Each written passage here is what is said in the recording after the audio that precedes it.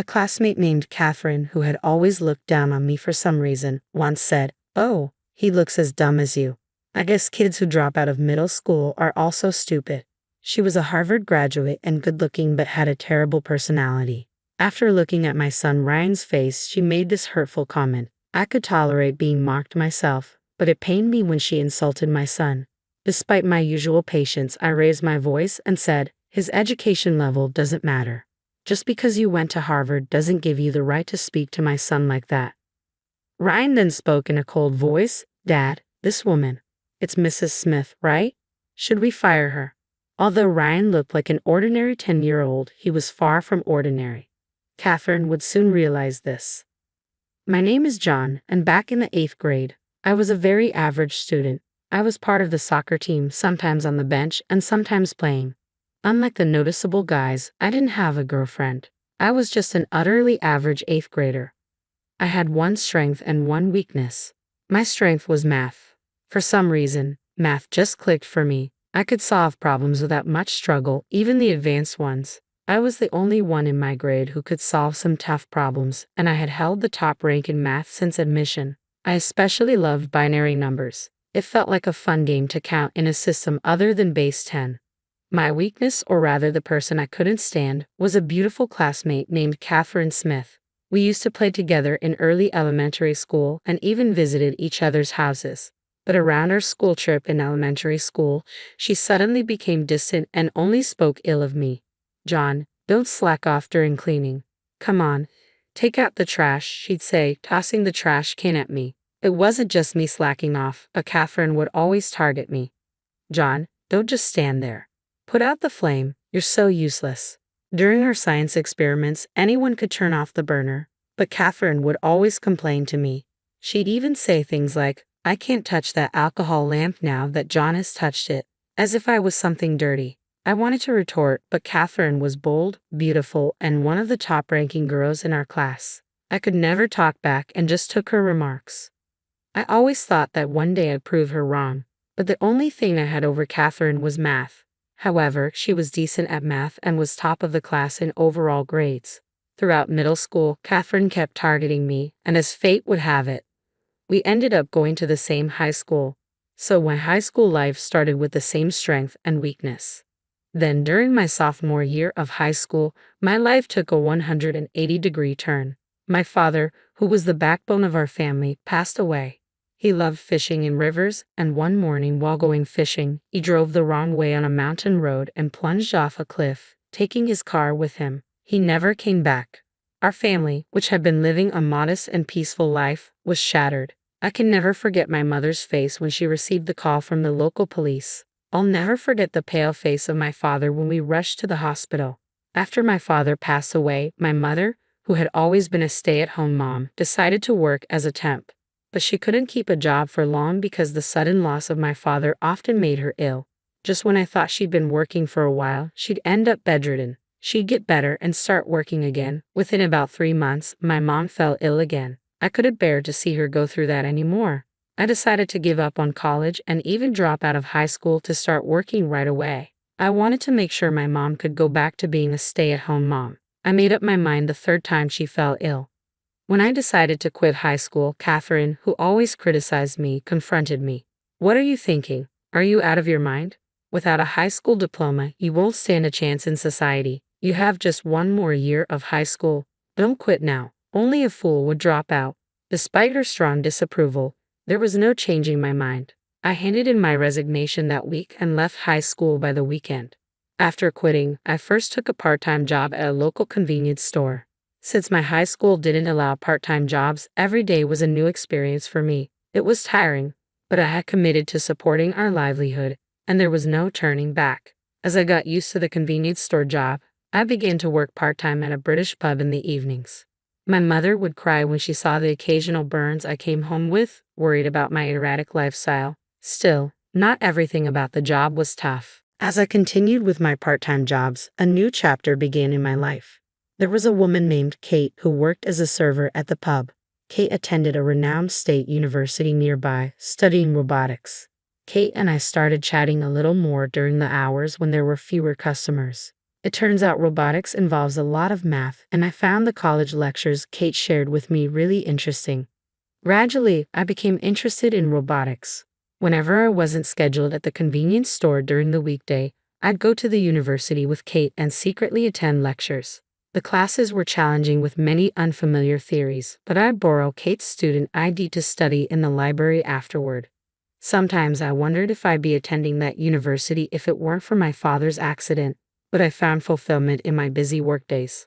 Above all, experiencing my first love was wonderful. Kate, being 3 years older, seemed very mature. Every conversation with her was stimulating, yet when we'd stroll by the riverbank, her expressions were childlike and adorable. I wanted to protect Kate's smile forever. As expected, Kate went on to graduate school as one of the top students. Many research labs wanted her, and she chose one led by a professor known for tackling challenging subjects. Since Kate's research often extended into the late hours, she quit her part-time job at the British pub, so we no longer ran into each other at work. But every evening, once I was done with my job, I'd visit Kate's apartment, cherishing the few moments we could spend together. Kate's apartment looked like that of a typical science student. Aside from essential furniture and household items, there were piles of specialized books everywhere. By this time, I couldn't comprehend the complexity of the books Kate was reading, but she'd occasionally simplify her research for me. "You know, John, after working a few years, you can always choose to go to college," she said. I thought I had given up on the idea of going to college, but it was Kate who showed me that option. Turns out not everyone entering college is a fresh high school graduate around 18 or 19. Many adults do it too. Those who worked after high school and then felt the urge to study more also enroll. But Kate, I didn't even graduate from high school, I mentioned. Kate told me about the GED system. Apparently, even for someone like me who hasn't graduated from high school, if you pass the GED test, you're considered to have a high school level education and can then apply for college. Right now, I don't have the money for college tuition and I'm maxed out just supporting my mom and me, but a new dream was born in me, to save up money and go to college someday. My dates with Kate were mostly in her apartment or on the university campus, but they were always a lot of fun. The university's cafeteria was affordable and tasty, and considering the appetites of college students, they had plenty of large portion options, which was great. Kate loved the parfait from the cafeteria. Every time I bought her one and brought it to her table, she'd be so delighted. I'd often think that if I could earn more, I could treat her to parfaits at fancy cafes instead of the cafeteria. But the joy Kate found in those school cafeteria parfaits made me cherish her even more. Kate would always tell me, if you want to earn more, you can't just work more hours. There's a limit to how many hours a person can work. Instead, improve your skills. If you can earn more per hour, you make more even if you work the same hours. You should focus on learning. I had a tendency to pick up more shifts whenever I saw something Kate might want, but her words made me hold back and consistently work on improving my current skills. I learned to use software I couldn't before and even got a culinary license. Though it cost money to study and sometimes felt like a financial setback, once I got that culinary license, the manager at the pub I worked at praised me and raised my hourly wage. As a result, I was able to buy Kate the necklace she had been eyeing for Christmas. With my improved computer skills, I got a job as a computer class instructor through a friend's recommendation, leaving my convenience store job that I had since dropping out of high school. Teaching computer skills to folks in the community meant a significant bump in my monthly earnings. Around this time, my mom, feeling healthier, started working part-time, reducing the financial burden on our household. Little by little, I started saving money.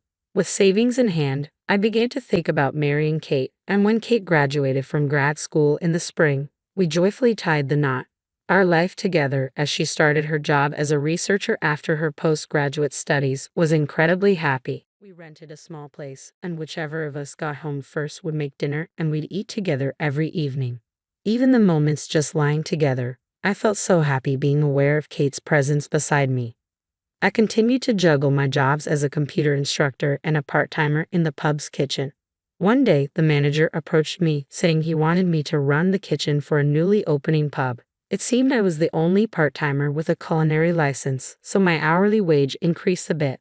"John, let's save the extra money for when you go to college someday," Kate suggested. Even though I wanted to treat her to all her favorite foods, she said, "I'm quite content with my current life. You should definitely go to college. You love math so much." Kate wouldn't let me use the money for our date nights. I even proposed sending more money to my mom, but after hearing from Kate about college, she refused. That's how I began saving for college. Then one day Kate, blushing, told me something. I'm pregnant. We were truly at the peak of our happiness. Our son Ryan turned out to be an astonishing prodigy, much to our surprise.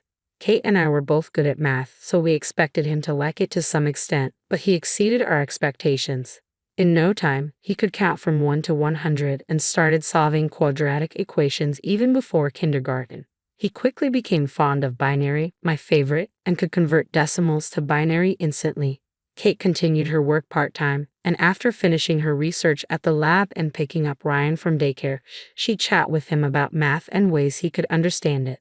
Ryan always listened with shining eyes. By then, I had quit the pub job and had become a full-time instructor at the computer class. Ryan quickly learned to operate the computer I taught him, and he easily outgrew the programming materials for elementary school students. I wondered what kind of person he would grow up to be. One night, while stroking the sleeping Ryan's hair, Kate said this and suddenly began to cry. "Kate, what's wrong?" It was such a cheerful topic, so I was puzzled. Looking at her face with suspicion, Kate clung to me and began to cry. Then she revealed, I've been diagnosed with a brain tumor. I was stunned. Only 6 months left. I couldn't come to grips with Kate's confession and remained silent for a long time. I knew I needed to support Kate, but I couldn't help picturing my father's pale face. Now, even Kate, it reminded me of that atmosphere when my mother answered the phone that day. It was terrifying. "Please tell me it's a lie. Tell me you're just joking." I couldn't accept Kate's illness, and for a while, life continued as usual. Kate went for treatments, but she never talked about her illness since then. I thought maybe we could just pretend it never happened. But one day, a call came from the lab. Kate had collapsed. Lying in the hospital bed, Kate had regained consciousness but was hooked up to several lines, breathing through an oxygen mask. I wanted to look away, but the situation had escalated to a point where I couldn't. "Please look after Ryan," she said. By the time I finally accepted the reality of her words, Kate's condition had deteriorated to a level beyond treatment. For the month before Kate passed away, we repeatedly talked about Ryan's future. Kate apologized to me and Ryan again and again. She had nothing to apologize for. The hardest part was for Kate, having to leave Ryan. Kate often said, "Ryan has an incredible talent," and I felt the same way. I promised her that I would do everything I could to help Ryan harness his exceptional gifts.